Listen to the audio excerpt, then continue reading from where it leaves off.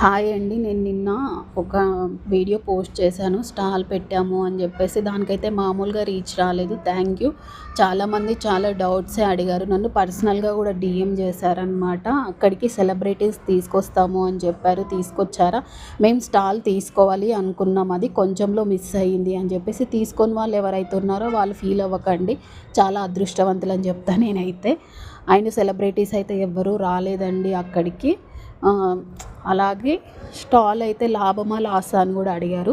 చిన్న చిన్న బిజినెసెస్ ఉన్నవాళ్ళు, అంటే చాక్లెట్స్ చేసేవాళ్ళు, హోమ్మేడ్ చాక్లెట్స్ చేసేవాళ్ళు, హోమ్మేడ్ జ్యువెలరీ చేసేవాళ్ళు నన్ను అడిగారనమాట. మీకైతే స్టాలు అసలు 6,000 పే చేసి, తర్వాత 10,000 స్టాల్ కూడా ఉన్నాయి.